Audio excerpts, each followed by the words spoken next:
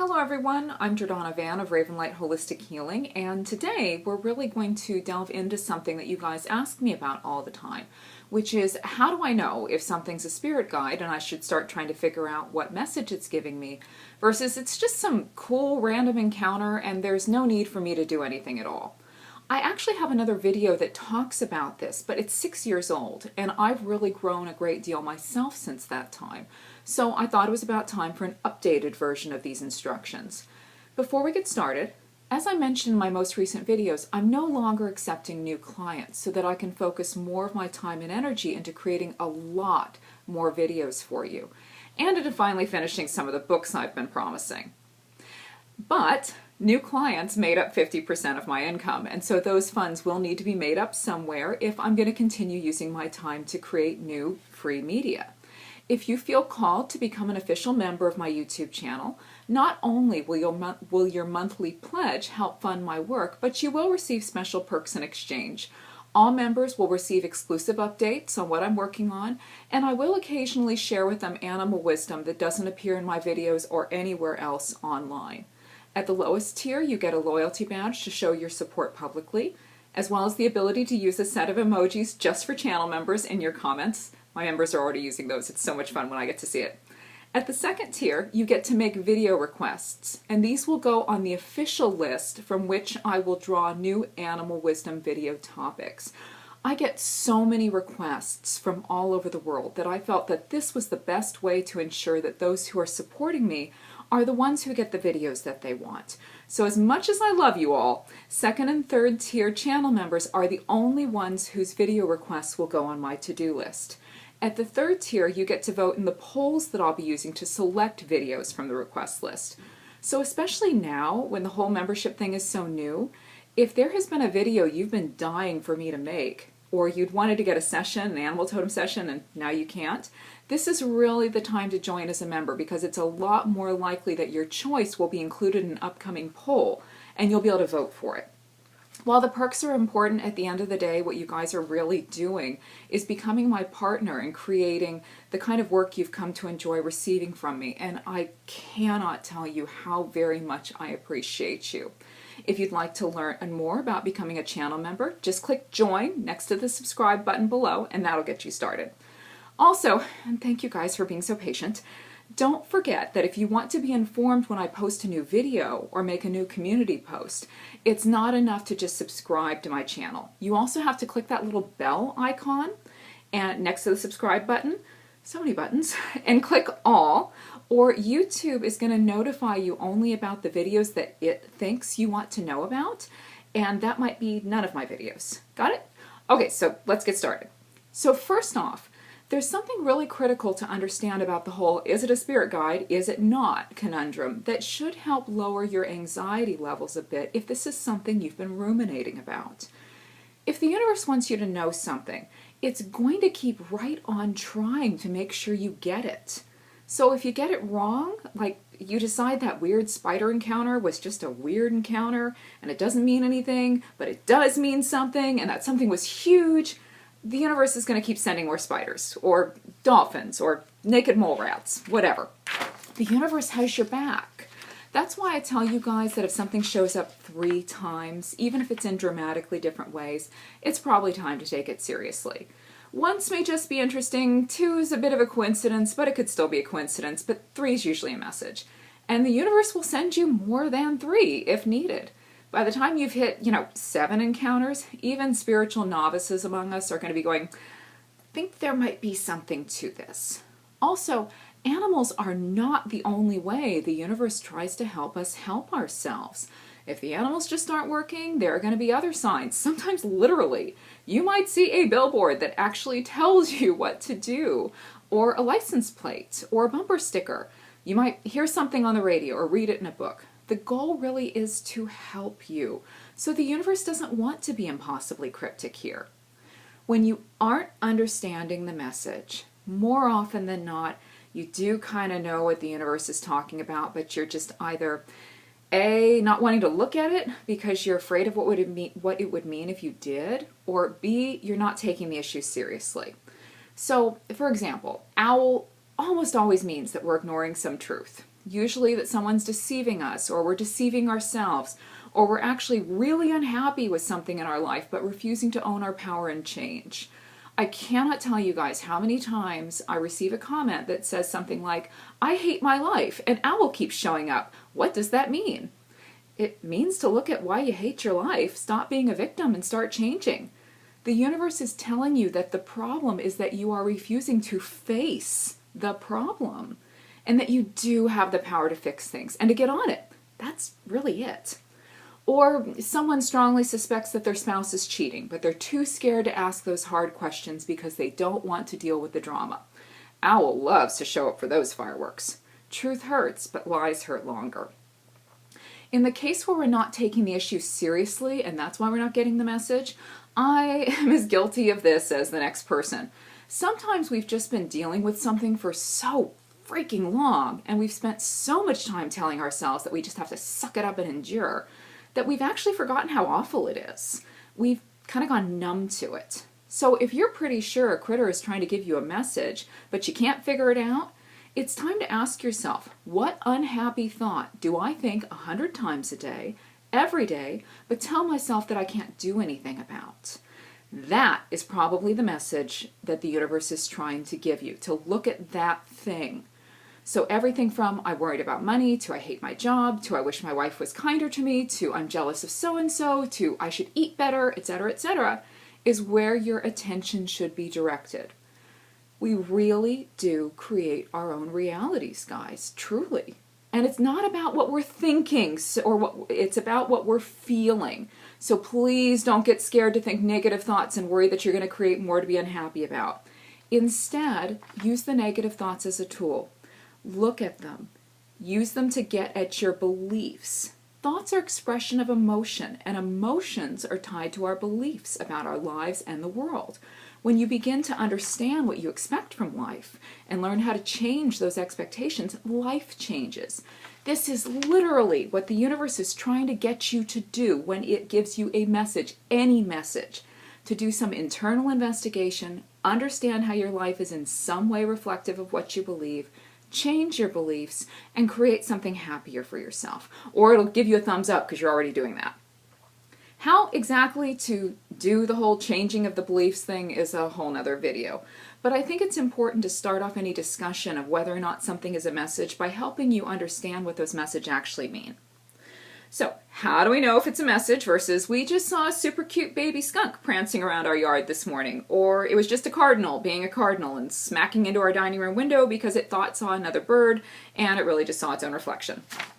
I'm going to walk you guys through a few recent examples from my own life and my own process to help you see exactly how this decision process looks inside a real human being. So, in the past 2 weeks, I saw a bald eagle just as I was asking the universe if it could give me a bald eagle sighting. I stepped over an enormous snake in my garden, and I had a friend decide to send me a photo of an albino squirrel he had just seen the second I was texting him to ask him something important. Only one of those was actually a spirit guide, and it wasn't the ones I experienced in person. So, when we have an animal experience of any kind, it's important to ask ourselves how we were feeling when it happened, what we were thinking right before it happened, and if there's anything in our lives that we are not happy or are anxious about. The universe has a perfect sense of timing. When you are thinking about something that is not making you happy, it will often send you a message saying, this thing you are thinking about right now is the thing that needs to change. Or the message is intended to allay your anxiety, a sort of thumbs up from the universe about something we long to do, but maybe we don't think we can or should. The universe loves to give us a thumbs up when our thoughts shift in the right direction. But we have to be brutally honest here, and we often have to really comb through our internal conversations in a way that most of us aren't used to doing.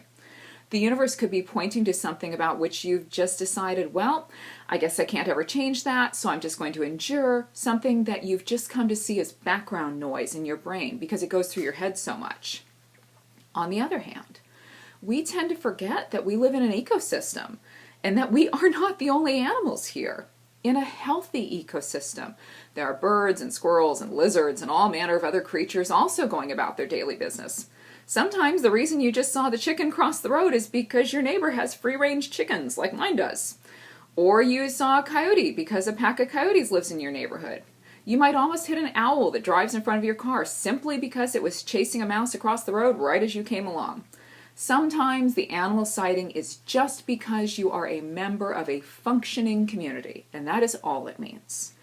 Also, don't forget, we live in a world of algorithms. If you watched a video on Facebook repeatedly about a certain animal, and now that animal is popping up all over your other social media sites, or Amazon is suddenly showing you products related to that animal, this is probably marketing, not metaphysics. Other times, the universe is just sending you an experience for your pleasure. It really does like to do that. It's so easy for us to believe that whatever we envision God to be could be punitive, that it could be sending us experiences to make us suffer, or even to correct us with love. But the divine is just as likely to give you an experience just to bring you joy. And the better you get at changing your negative and limiting beliefs, the more often that happens. Not every experience is something you're supposed to grow from. Some are just supposed to make you glad you're alive. So let's take my eagle sighting first. Last year, my mom went through a brief period of really severe illness and needed emergency surgery. It wound up being the best thing that could have happened for all of us as the universe was getting her attention about something critical, but it was a really tough time for everybody. So on Eagle Day, I had just dropped her off at her place after going with her to the hospital for a follow-up appointment about which she'd been really nervous. Everything went great, and the doctor couldn't be happier. We laughed a lot, talked astrology, and had a really, really wonderful day.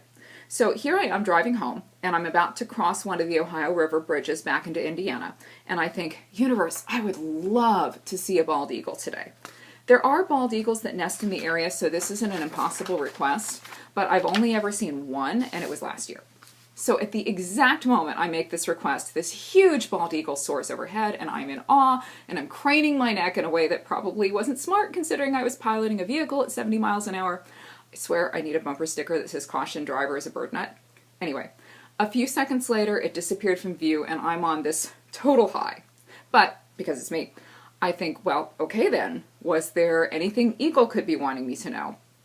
A lot of people start to freak out at this point because having just come from a great day and good news, the part of their brain that doesn't trust that good things will last, it's always waiting for the other shoe to drop, would start to say, oh my God, it actually means the doctor missed something, that mom isn't okay, or some other bad thing is coming. Many of us are really terrified to be happy. This is the defense mechanism our ego uses because we think that if we are prepared for the worst, if we're not fully enjoying the now because we're already half living in disaster, that the disaster won't feel so bad when it arrives. And we really have to train ourselves not to do that. An older version of me would have gone right there. So, I know Eagle is not telling me that I shouldn't actually feel good about mom's health because the universe doesn't want us to doubt that genuinely good feeling things will continue. Then I asked myself what I was thinking right before Eagle showed up. Was there anything I was upset about or trying to sort through? No. I was just thinking what a great day Mom and I had had. So next I take a mental inventory of Eagle messages, and none of them seem to fit. Because I'm just as human as you guys, and I'm always learning new things too, next I ask the universe if there are any new Eagle messages I'm supposed to learn.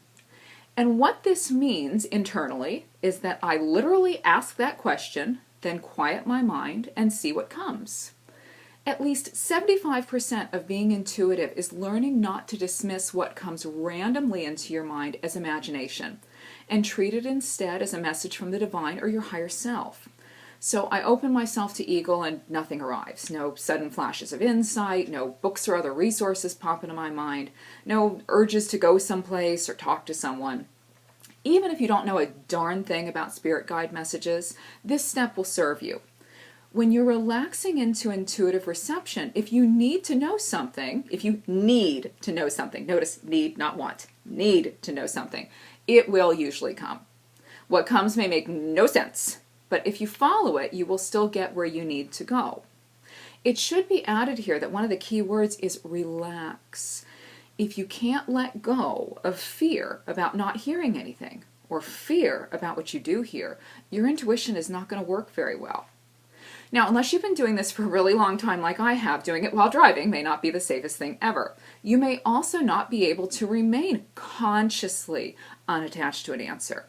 If you can't automatically get into that unattached, receptive place where you are totally open and accepting of whatever may come, then this is where I would recommend doing a classic meditation, someplace quiet and calm and not moving.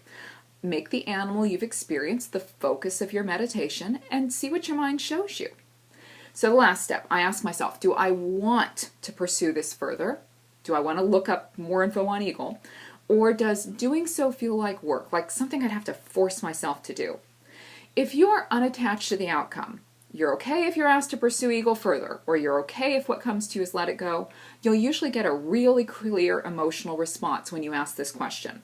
When something feels like a burden instead of a joy, we are not meant to pursue it at that time. And again, guys, if you make a mistake here, don't worry. The universe will send another Eagle or some other message. So in my case, investigating Eagle further definitely feels like more work, and I really just want to let it go and enjoy the fact that I had such a magical sighting. Okay then, not a message. I decide at this point that my experience just happened for my personal delight, and it was delightful. How amazing that something that was once critically endangered is now proliferating to such a degree that I can see one on a casual drive home. And guys, while this sounds like a lot of work to answer a relatively simple question, spirit guide or not, in reality, the whole process takes a handful of minutes, if that, and the same will be true for you with practice. The next encounter happened that same day. Indiana weather's really kooky. We always joke here that if you don't like the weather, wait 5 minutes, and it's not actually a joke. We were dealing with yo-yoing temperatures, as we usually are, meaning that the plants I had had in the greenhouse had gone from being totally okay in there and actually needing the heat yesterday to roasting alive today. So I'm rushing about, watering all my little plant babies and getting some of them out of the greenhouse and into the shade. And as I'm carrying the watering can back to the kitchen to be refilled, I look down and I watch myself step over a very, very large snake, the largest snake I've ever seen here. Oh, well, so I'm pretty sure on the spot that it's not venomous, but I also possess common sense. So I give it quite a bit of distance and examine it from well beyond striking range. It's not a snake I recognize. Now, I wrote the book on snakes and their spiritual wisdom, literally. Get it on Amazon.com. So it's pretty fair to say that if Snake wants me to know something, that I've got that message stored in my memory somewhere. So the first thing I do is head back into the house to retrieve my phone and ask Madam Google if she would be kind enough to show me pictures of snakes in Indiana that match what I've just seen. A few minutes later, I've determined it is a harmless eastern ribbon snake. Okay then, does this mean anything?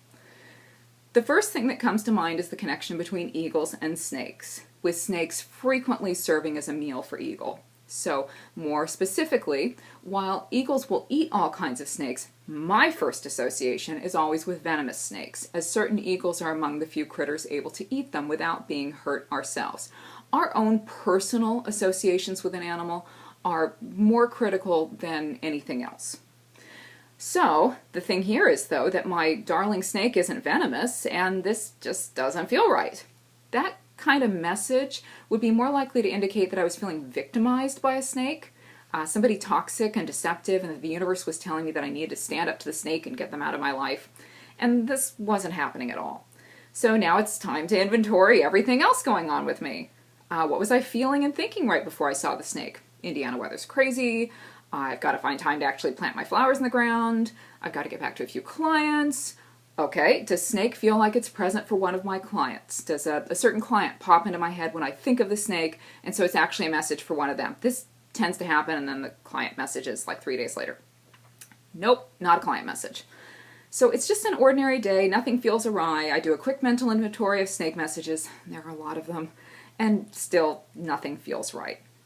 We know a message is correct because even if it doesn't make sense, we have some sort of recognition. We gravitate towards it in some way.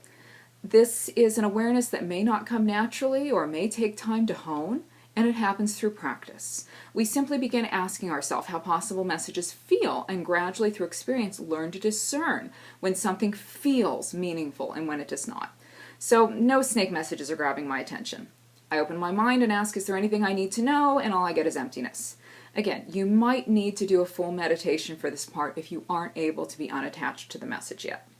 So by now, I've called my husband out to see the snake, and we're treated to this just gorgeous sight of it slithering out of the garden and into the bushes. And if you've never seen a snake in person or been able to just really stand and watch them, the way they move, those flowing undulations, really are breathtaking. So I'm on another high over how incredible and beautiful our world is and all the creatures in it are, and I'm just grinning from ear to ear, which is kind of normal for me.